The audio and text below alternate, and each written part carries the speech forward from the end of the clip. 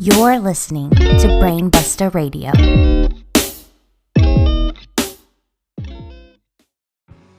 Welcome to Everything Pro Wrestling. Everything Pro Wrestling is a show by the fans, for the fans. And here's your host, Conrad Cushman.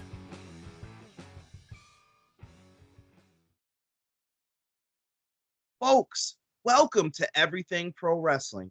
Everything Pro Wrestling is a show by the fans. Wait for it, for the fans.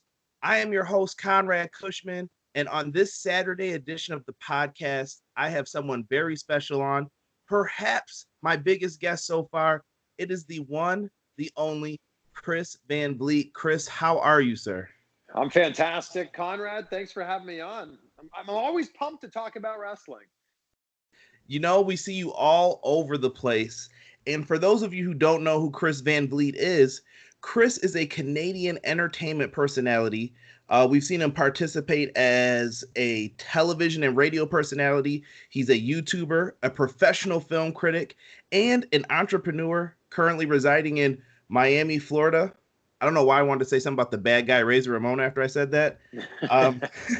And you're currently an entertainment reporter for Fox, the affiliate WSVN, and you're on a show in Miami called Deco Drive. Is that correct?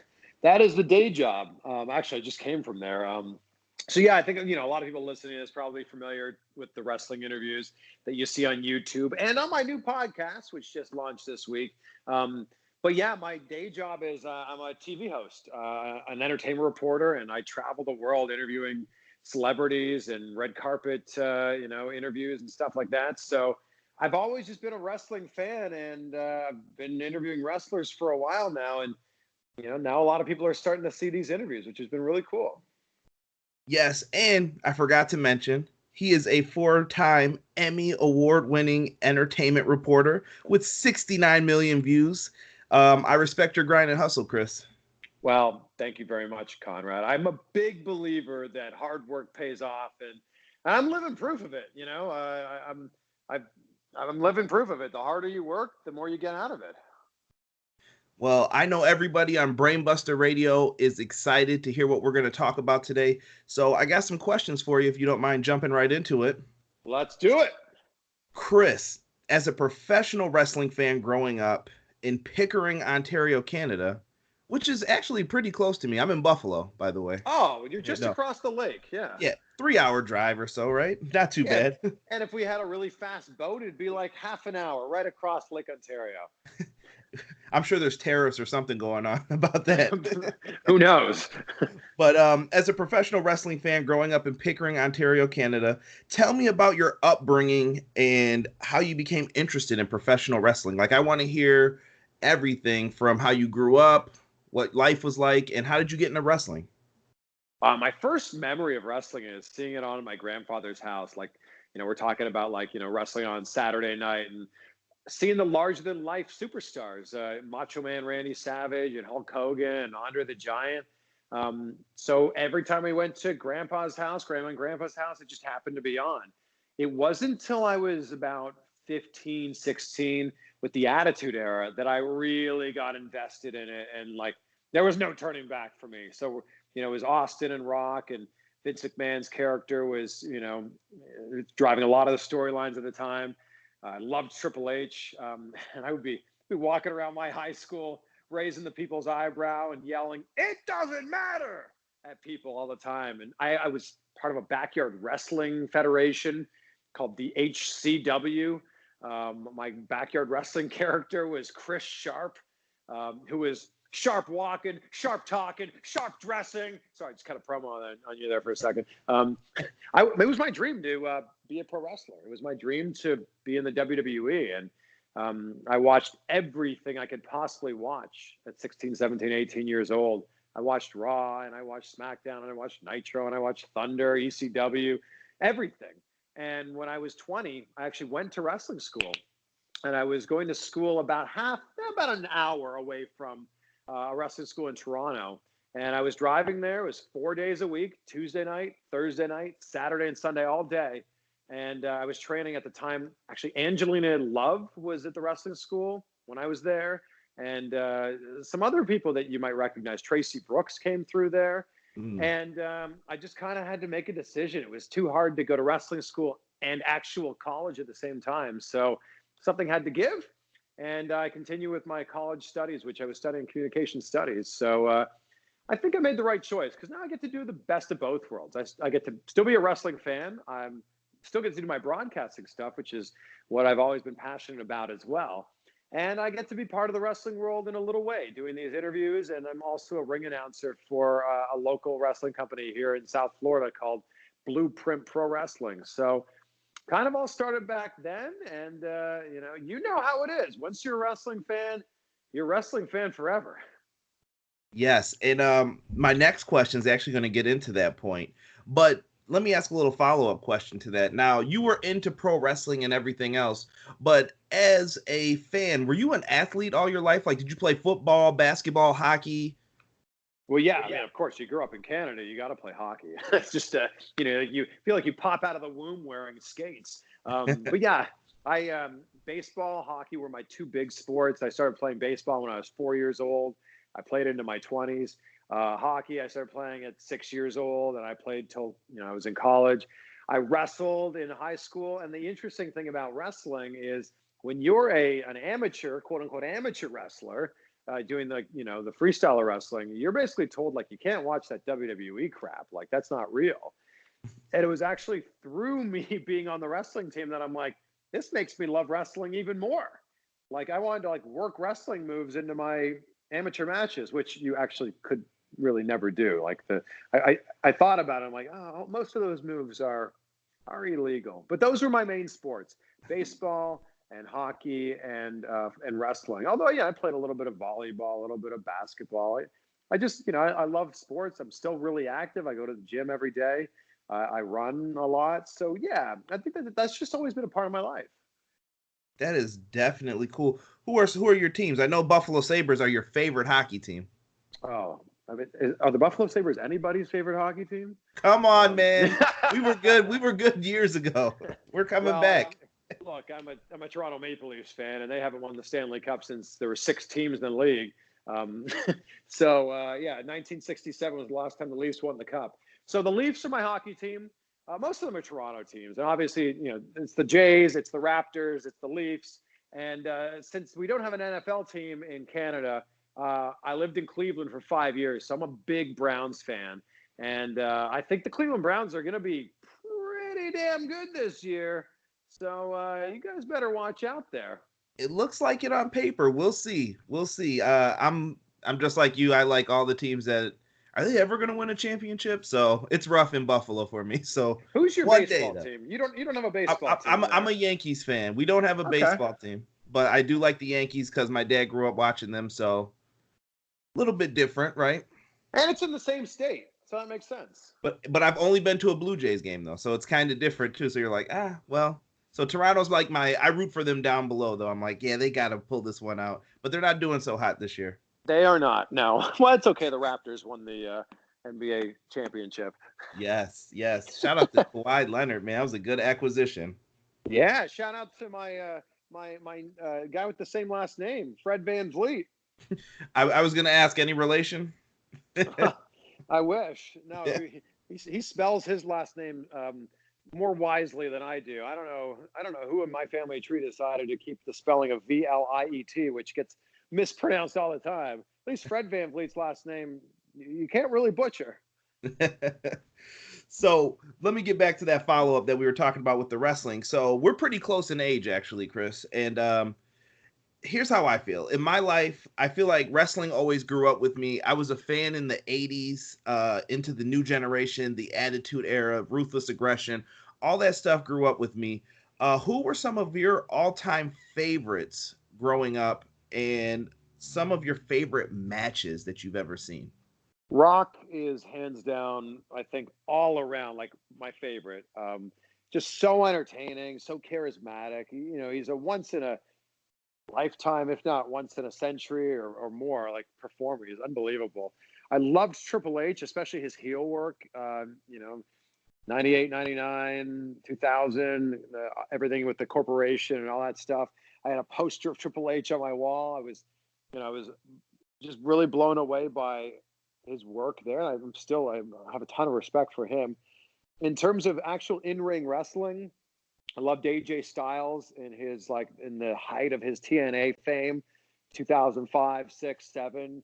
I thought that AJ Styles was hands down the best in the world when it came to actual in-ring wrestling at that time. So those are the guys that, I really looked up to. And when you ask about favorite matches, my favorite match of all time, I was there. WrestleMania 18, Rock Hogan, Skydome Toronto. That electricity in that crowd is something I had never felt before.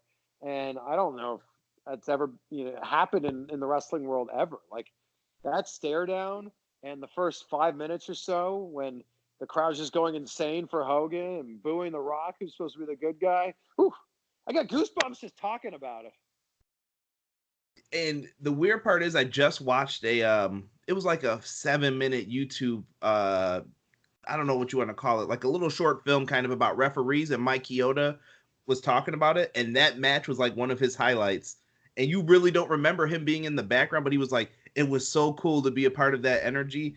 And I just went back and watched that moment. So that is a truly remarkable match. Was it really as pro Hogan as it was? I know JR tried to cover it up on commentary. Yeah, and I can't believe he was saying that on commentary. He's like, he said many of the crowd chanting for The Rock.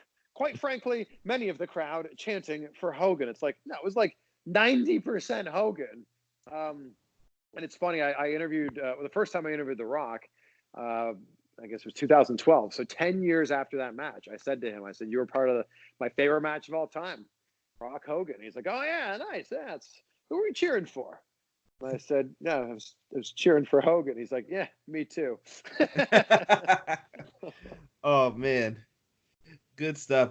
You know what? That brings up kind of a relevant point that I wanted to talk to you about. I wanted to get your thoughts on this entire movement that just happened today with WWE. They made a big shakeup to their programming, having Eric Bischoff now going to be, I think the title was executive director. Right. And that's basically the person who's, calling the shots. Yeah, they're going to oversee creative. Paul Heyman on Raw, Bischoff on SmackDown. I just wanted your thoughts on that.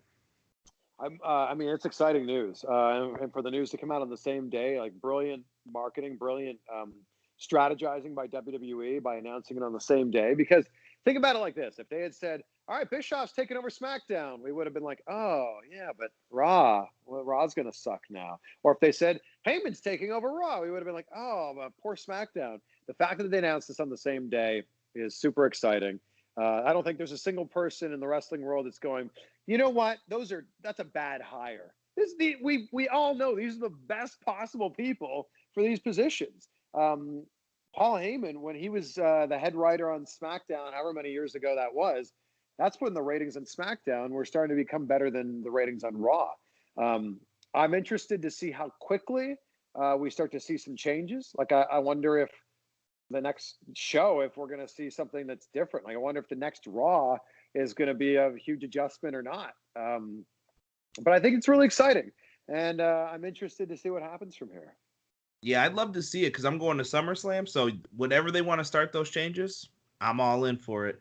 And you know what? It really can't go too wrong when you have the minds of the people who brought like WWF to its highest point, WCW to its highest point, and ECW to its highest point.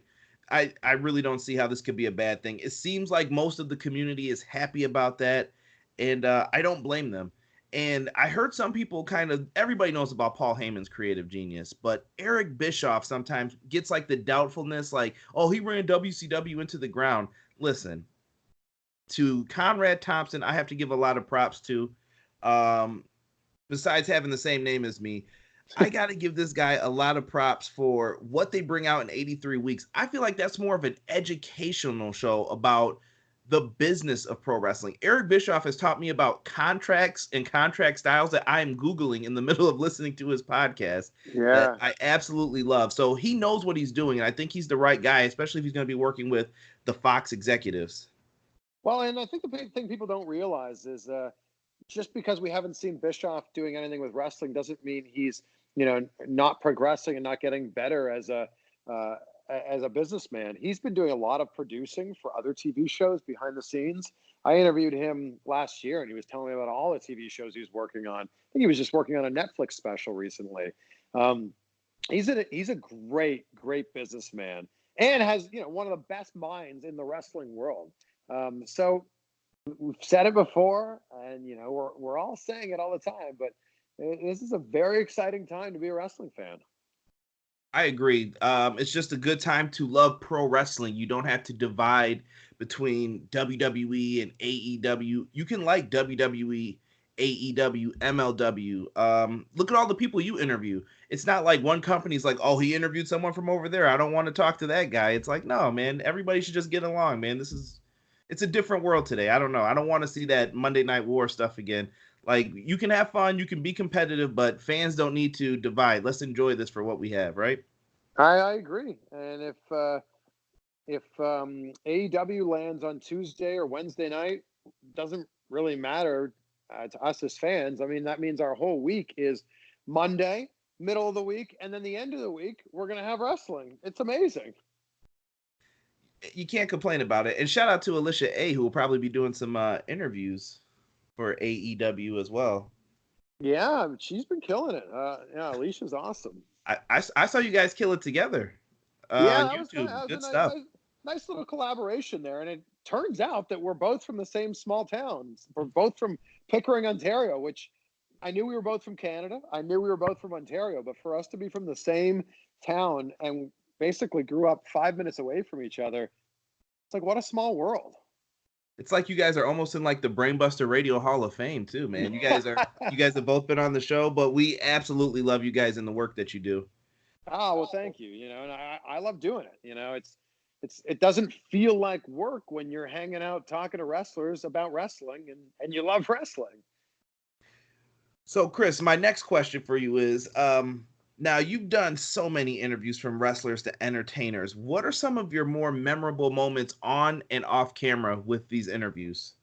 Well, The Rock is hands down my favorite person to interview.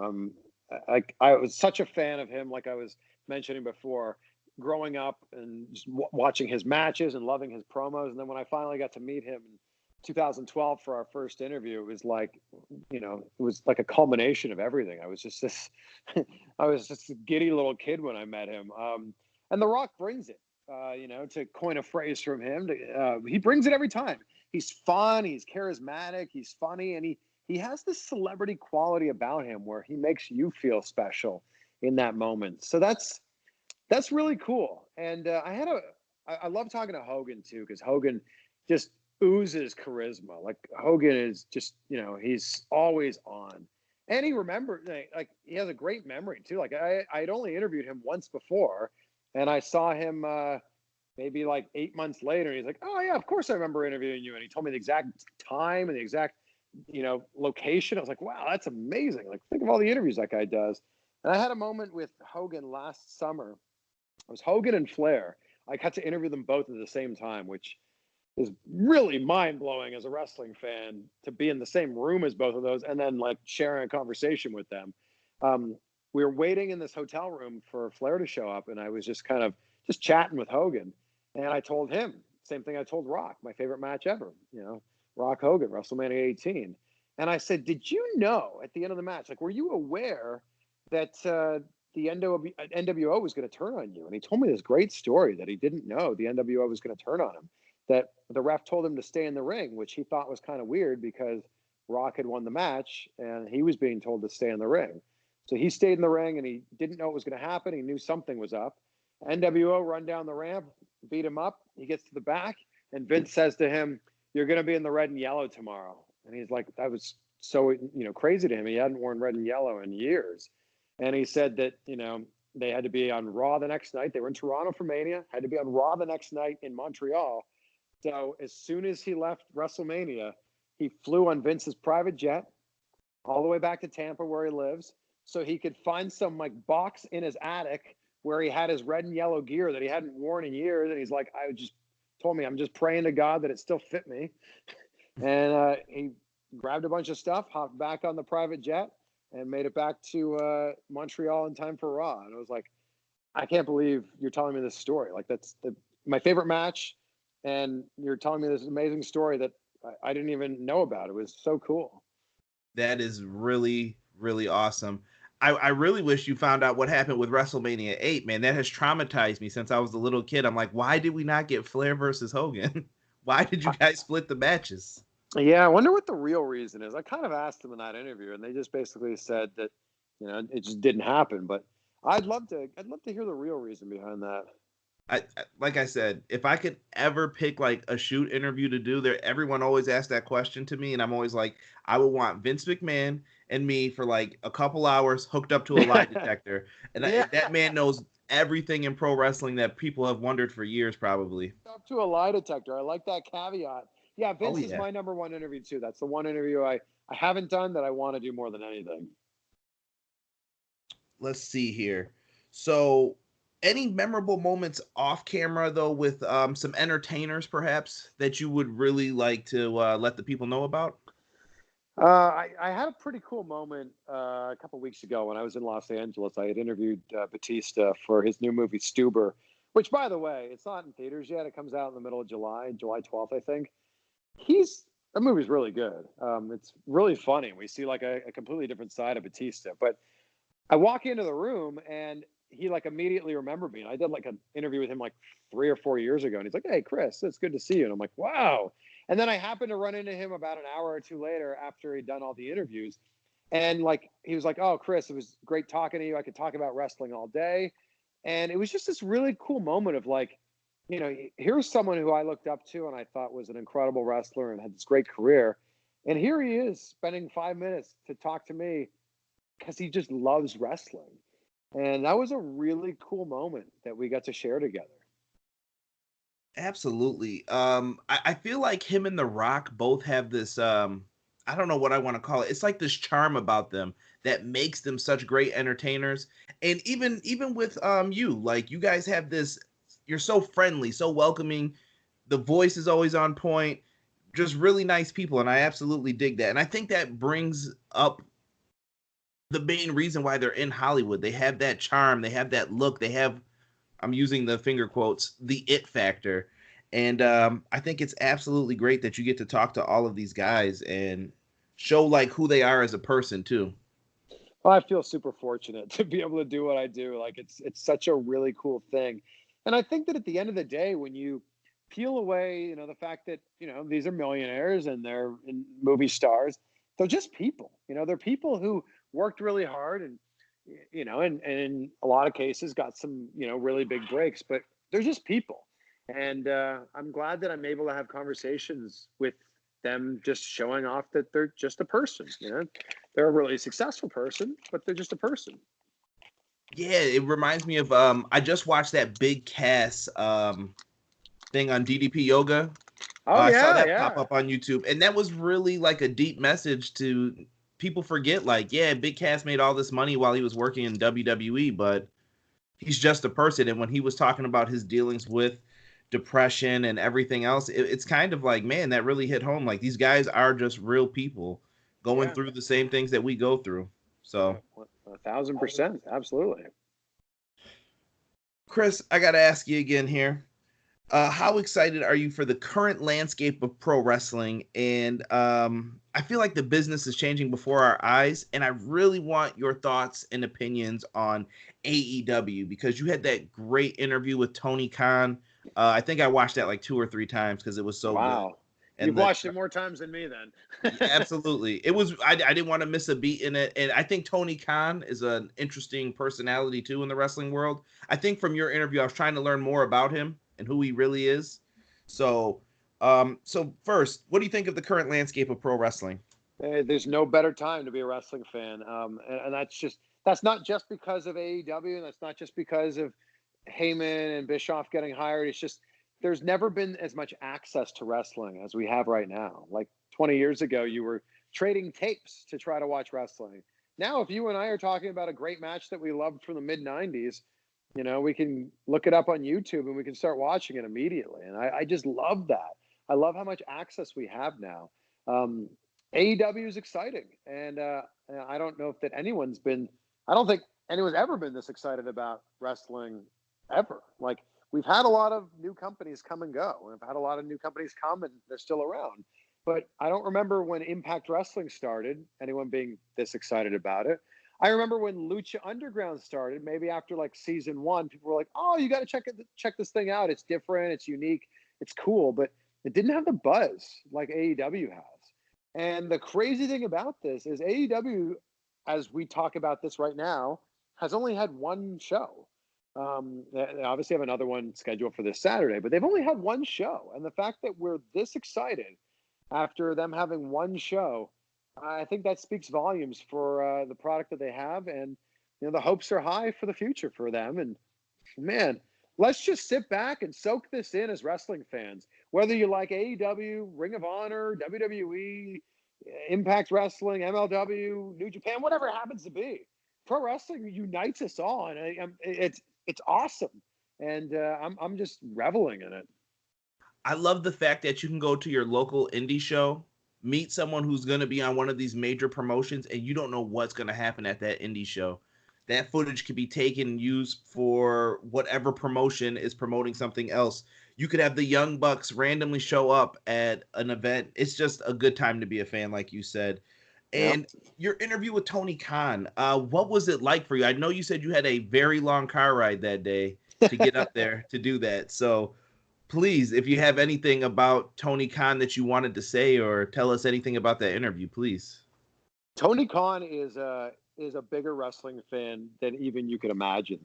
And I know that people talk about it all the time. And, it was evident in our interview and evident in the interview we did with Jericho. But Tony Khan is a massive wrestling fan with a Rain Man-esque knowledge for the business. He can tell you the details of a match he watched 20 plus years ago. He could tell you what number it was on the match card. He could tell you if it was before or after the intermission. It's insane. And that kind of attention to detail has helped him in his job. I mean, he deals a lot with the stats that they have for the Jacksonville Jaguars, the team that him and his family own. And I think that it's going to help with running AEW. And I couldn't think of a better guy to run this and a better team that he's surrounded himself with. Tony Khan, Kenny Omega, the Bucks, and Cody Rhodes are all in it, and they're doing it. And I think that that's a big difference. There's a lot of people, and Cody pointed this out in our interview, there's a lot of people in WWE who are calling shots that have never taken a bump in the ring. And that's not the case here with AEW. So Tony Khan has the money, which, I think a lot of other wrestling companies have struggled with. That's not going to be a problem here. But beyond that, it's not just about money. And I think a lot of people talk about, the money being, oh, they got lots of money, they'll be fine. But they're also good businessmen. And just because you have a lot of money doesn't mean you're just going to throw it around and, like the money doesn't mean anything to you. They want to, if you're a good businessman, which they obviously are as a family, they want to make money here. And I'm excited that they're the people who are running this. Absolutely. Now, Chris, this is kind of the portion of the show where I usually play a word association game with my guests. Usually I let them say a few words or one word, and we'll bring up some certain topics and kind of maybe delve into them real quick, if you're cool with that. Of course, let's do it. All right. My first one is a movie, Criminal Activities. Yeah, I was the star of that movie. That's right. Yeah, the news reporter. I'm in it for about 8 seconds. But I can say I was in the same movie as John Travolta. There is nothing wrong with that. That is good stuff. Any memories from filming that? We filmed it in my TV station. This is crazy. None of the crew from the movie were there. I got cast in this movie. My agent got this job for me. I was cast in this movie. I had a phone call with the director, Jackie Earl Haley, and he basically said, we want this to look as authentic as possible. We want this to look and sound just like an actual newscast. So we're going to send you the script, and you read it on set like you would normally read it. And that was it. They emailed me a script. I got to work that night. We put it in a teleprompter, just like we normally would with an actual news story. I read it like 3 different times. We recorded it. And I think I sent them a flash drive with the file on it. And that was it. I was actually never on the set of the movie for that. That is absolutely crazy. Which is crazy because I've been in a lot of movies. Well, a lot of movies. I've been in like 5 movies. And every single other one, you go on set, you're in hair and makeup for a while, then you go to wardrobe, and then you sit around, you eat delicious food. Like being on a movie set's awesome. You're eating great food and you're surrounded by awesome creative people. And then it's finally time to say your lines in front of a whole bunch of people. This was just, a completely different scenario. It was really fun. And it's so cool, a year later or whatever, when the movie finally came out, I'm like, oh, there it is. That's super, super cool. Let me get to my second one. 969, the TV series. Yeah, that was my first big break, I'd say. I was in Vancouver, so I'm from Toronto. Vancouver's a pretty long way away. To put things in perspective, that'd be like New York to Seattle. And I got offered this job on MTV2, and it was basically like the Canadian version of TRL. We were playing music videos and reviewing video games and interviewing celebrities and interviewing musicians. And what a great, amazing job. I was 23 years old when I got that job. It's also where I did my first ever wrestling interview with Bobby Lashley, which I just found an old archived tape of that interview. So now I have to find a way to get the interview off of that tape and look out for it. Because as soon as I get that digitized, I'm planning to put it up on my YouTube channel. Yes, I would love to see that. It's embarrassing. It's not a good interview, but it's basically to show hey, there's hope for us all. If this is where I started, there's hope for us all. Listen, if TRL was as popular as it was when I was a kid, you're like the Carson Daly. You're going to be good, man. Yeah, well, that was the Canadian version, though. So next I have Inside Jam. That was a show I did after 969. And to make a long story short, the 969 was this great, amazing show, and one big media conglomerate bought this other one, and our show ended up getting canceled. So I was out of work for 7 months. I had this dream job. I'd moved my entire life 3,000 miles across the country to Vancouver, and after just 1 year, our show got canceled. There was nothing we could do about it, and I kind of had to figure things out. I drove my car 47 hours back home, moved back in with my parents. And it was 7 months later that I finally got hired for another TV show, which was Inside Jam. And was on that show for 2 years before moving to Cleveland and, starting my career in the U.S. But the moral of what I'm saying here is don't get discouraged. 7 months of being unemployed was not fun, but it made me a lot stronger. And I think it really helped me become the broadcaster that I am now. Absolutely. The highs and the lows always do help. Bachelor of the Year. Yeah. Cosmopolitan's Bachelor of the Year 2011 is yours truly. That was a really interesting thing. Cosmopolitan magazine picks one person to represent each state. And I happened to be the representative for Ohio because I was living in Cleveland at the time. They flew us all to New York. They took photos of us on a beach. It was in Cosmopolitan magazine. And then the readers voted for who the Bachelor of the Year was out of all the states. And I won.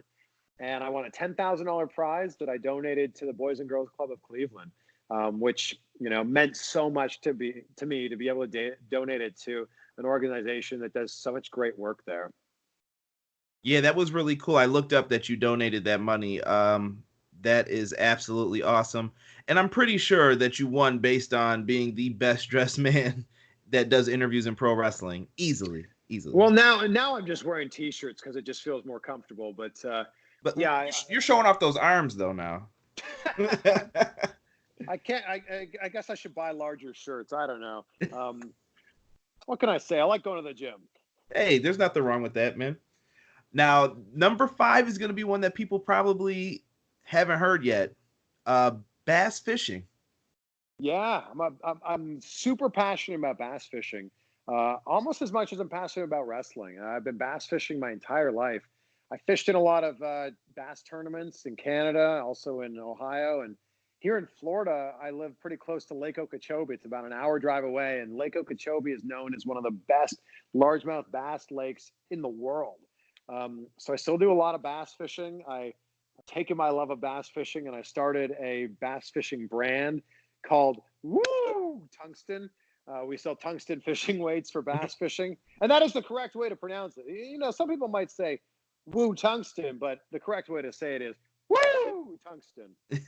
Little Ric Flair you got to add on to it. And it's also what you say when you catch a big fish. You're jacked up, you're excited. Woo! You know?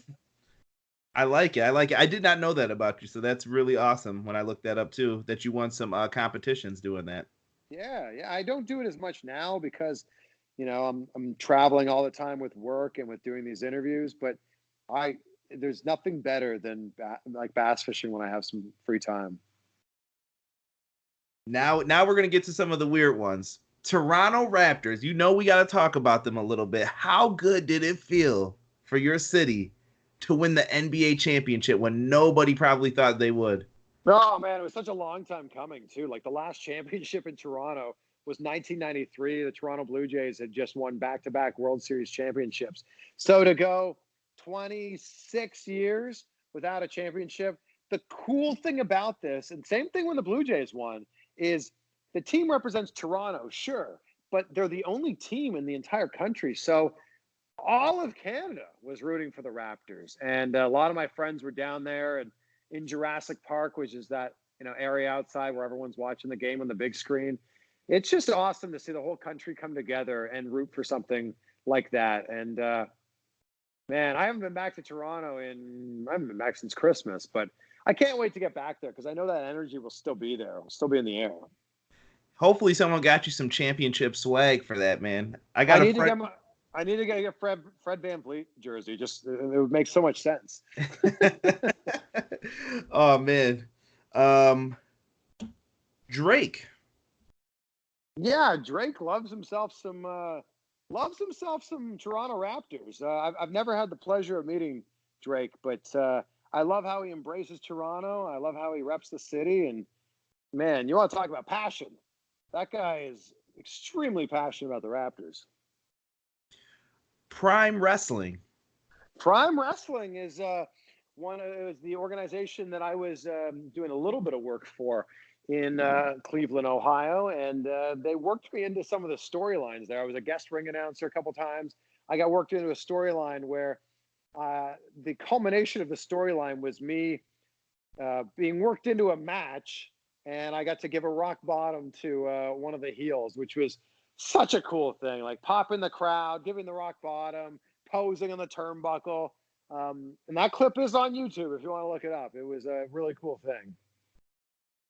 I have Blueprint Wrestling down that you mentioned before. Yeah, so I'm now the ring announcer for Blueprint Pro Wrestling in Deerfield Beach. They've been bringing in a lot of talent. The main event, the last show, was Chris Masters versus Austin Theory. And if you know anything about Evolve Wrestling, Austin Theory is the Evolve champion. You're probably going to be seeing him in WWE because he's that talented. He's that good. So it's just been really cool to be, you know, obviously it was my dream at one point to be a pro wrestler. And now I can, you know, be involved in that pro wrestling world. I still get to step between those ropes, still get to stand in the middle of that ring. Obviously I'm not having matches, but I still get in there and I run the ropes. I can take some bumps. You know, it's good that that's still a part of my world. That is awesome. Next, I have a guy who I even had personal beef with at one point, MJF. Oh, why do you have personal beef with him? So, probably a few weeks before you interviewed him, I told MJF he was going to be at one of my local shows. I don't know if you're familiar with the Buffalo brothers, Kevin Bennett and all those guys. They got into that big car accident. Tried to make people aware, raise some funds for everything for them. And this was kind of like their return show. They were coming back to ESW locally here, Empire State Wrestling. And I said I was going to be doing a review on the show afterwards. So after that, I put that tweet out, and then all of a sudden I started noticing it going off, and I'm like, why is everybody looking at this tweet I put out? And then I look, MJF said, nobody cares about your opinion. You're irrelevant. So to that, we started responding back to him. Wilf, my fellow Brainbuster colleague, put that your scarf was out of season and it got really bad. So we go to the show. MJF does his dastardly ways. He wins this match, cheating, obviously. And he comes around asking for pictures. And I'm like, you know what? I'm going to get a picture with him. And we'll see if he knows who he was talking to before. And I'm not a small dude. I'm a big guy. So I went over to him. And I'm like, yeah, let me get a picture. He's like, all right, Cue Ball, come on up. And I'm bald, too. So Cue Ball, come on up. And he goes over to me. And I'm like, MJF, do you know who you're talking to? And he was like, no. And I was like, I'm the guy you were talking to on Twitter, EPW show. And he was like, oh, and then he like stuck up his middle finger. He didn't care about anything, but I got him good there, razzed the crowd a little bit, and I got the crowd to laugh while we were taking the pictures. So me and MJF, always funny guy, but just a little bit of beef. And I figure you would have more because of the toast incident. Yeah, well, the whole interview, you know, you know what MJF's like. But, you know, outside of that, I have a tremendous amount of respect for everything he's doing. You know, maybe he wasn't that nice to me at all. I mean, I don't know who orders room service in the middle of an interview. To be fair, though, he did give you a bite of the omelet. It looked good. That omelet was really good. I gotta say, that omelet was really good. But I think that I'd be very, very shocked if MJF wasn't the second or third AEW World Champion, because obviously it's going to either be Hangman or Jericho, and then I think from there. Look, I'll be surprised if he's not the first heel champion for sure. He's very talented. Great wrestler, but that mouth is what brings people in to see him. I tell you, he is good. I think what was so telling is that at Double or Nothing, like obviously we'd never heard his entrance theme before, his AEW entrance theme. The second that note hit and we saw the scarf on the screen, everyone's just like, boo! And I'm like, yep, that guy's over. You know what was the best part about my thing too? After he did all that stuff to me, it was probably like a day or two later, Creative Pro came out with that Rosie O'Donnell video. Oh man, wow. I got him so good. I was like, oh, this is priceless, buddy. You can say whatever you want. I still love you, MJF. He's very talented. I got two more for you. John Cena. Yeah, John Cena. I've interviewed him twice now, but this interview I did WrestleMania weekend was really something special. Like, that interview was only supposed to be 10 minutes long. He walked up to me. He's like, I'm in. Well, first of all, let me backtrack this a little bit. We set this up through a mutual friend, Tyler Perry, who I've interviewed a bunch of times. And John Cena texted me and was like, hey, a mutual friend said highly recommended you, so let's make this happen, WrestleMania week. And I'm like, oh my God, John Cena's texting me. And we texted back and forth to make this happen. Then we set the time, set the date. I showed up. It was at a gym. And I said, I'm here. And Cena texted me back and said, I'm here too. And I can't see you. And I'm not trying to be funny. So we did the interview. He walks up. He says, I've got 10 minutes. And I said, great, let's do it. So at about the 10-minute mark, I tried to wrap up the interview, as you see. And he goes, oh, hold on. Looks at his phone, sees we got more time, goes, you got more time. Let's go. And he ended up giving me 25 minutes of just like, you know, in-depth conversation, very grounded, very real. I mean, it was one of the most interesting interviews I think Cena might have ever done, or at least recently has ever done. And I was just super grateful for that moment. He was so kind with me, so gracious with his time. And, you know, I've got nothing but respect for John Cena, the man. You know, say what you want about John Cena, the character. Whether you cheer him or you boo him, he's getting some sort of reaction out of you. But John Cena, the human, is just a really, really solid guy. And last but not least, I put down the People's Champ, The Rock. I know you went into some great details about him being your favorite and your previous interview with him. But any last words to wrap up on The Rock? I just can't wait to interview him again. Like, Rock is my favorite interview. There's just such an energy he has about him. This infectious energy. He has such a magnetic personality. And, you know, I was really hoping to interview him for his new movie, Hobbs and Shaw. And unfortunately, the scheduling just didn't work out. I'm a little bit bummed about that. But whatever his next movie is after that, I think it would be Jungle Cruise. So I'm looking forward to making that one happen. I can't wait to see when you interview him. Yeah, he's the man. Chris, two last questions for you. Okay. First, Chris, tell Brainbusta Radio listeners about the Chris Van Vliet Podcast.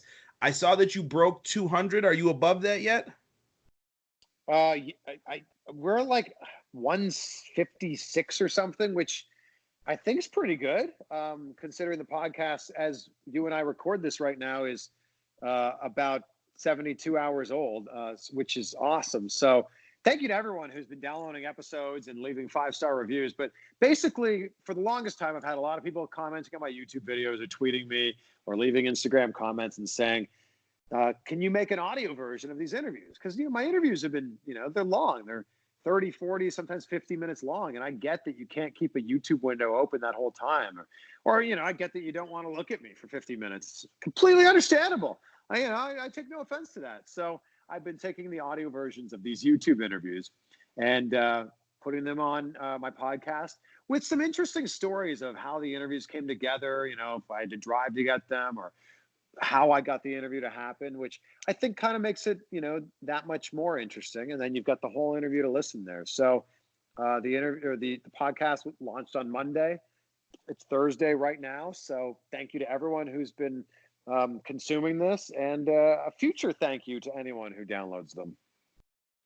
Yeah, absolutely. I think it's a great idea. And I do love the personalization, even with your videos. Kind of like that after wrap up where it's just you maybe talking in your kitchen or in your hotel room and you just have the camera on you. It feels personalized, and I really like that. So that's something you should definitely keep.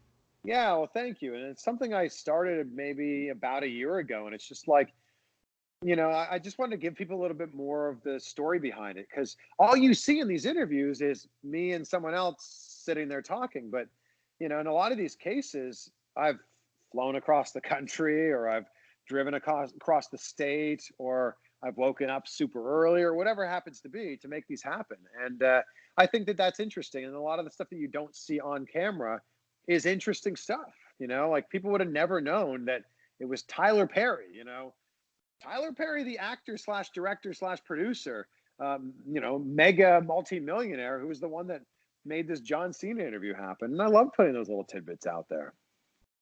Networking is always important in our field. Yeah, no, networking is important in whatever field you work in. And then, Chris, I'm going to hit you with a hard question here to end it.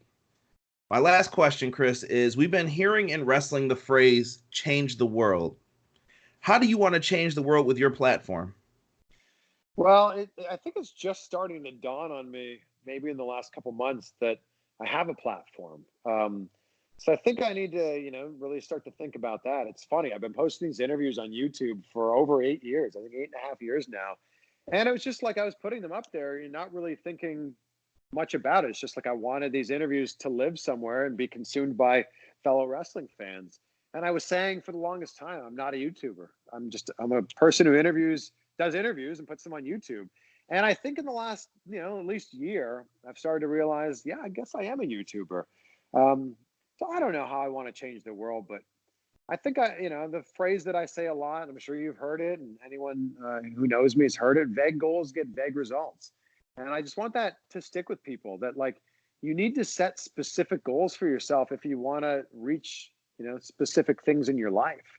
And I think that it's important to set benchmarks for yourself instead of just living each day, as it comes. I think you should live each day with a purpose. And I'm a super positive person. I'm always looking for the best in every situation, looking for the glass half full. And I think that that's what I want to do. That's how I want to change the world. Like if I can do that through my YouTube videos, or I can do that through my Instagram, posts, if just one person lives a better life or makes a positive change in their life because of that, I think that really helps me.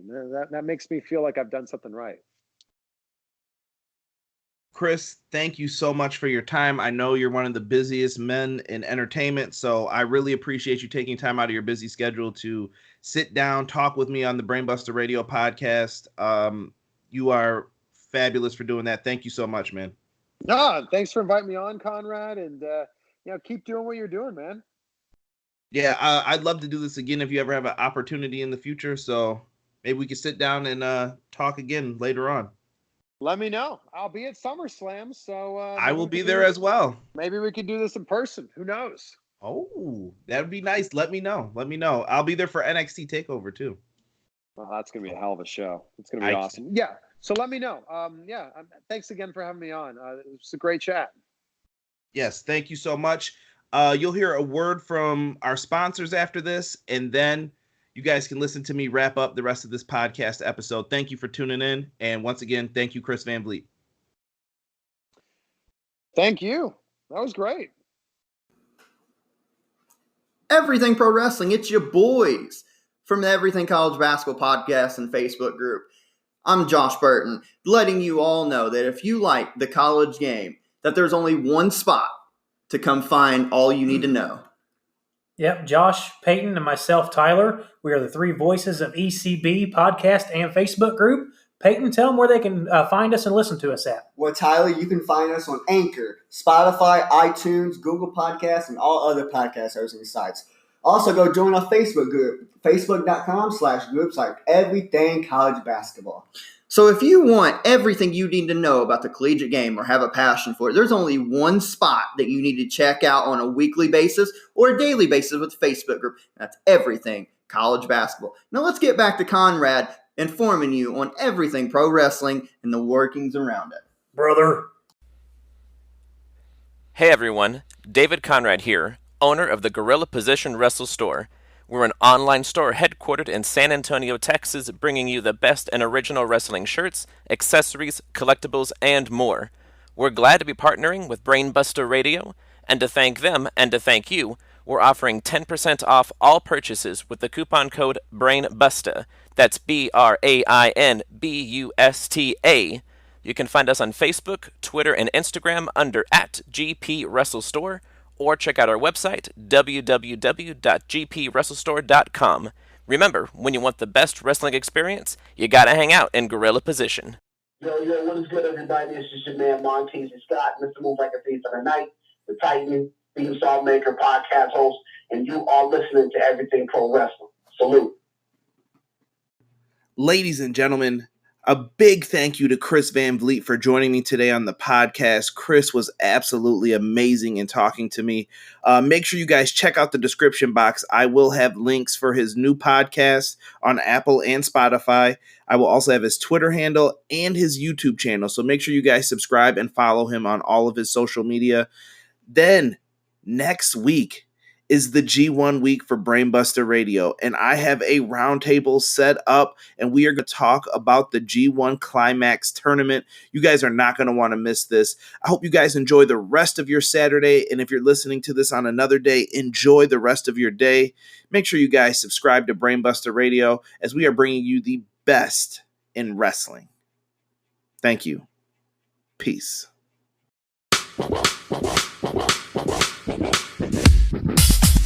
Thank you.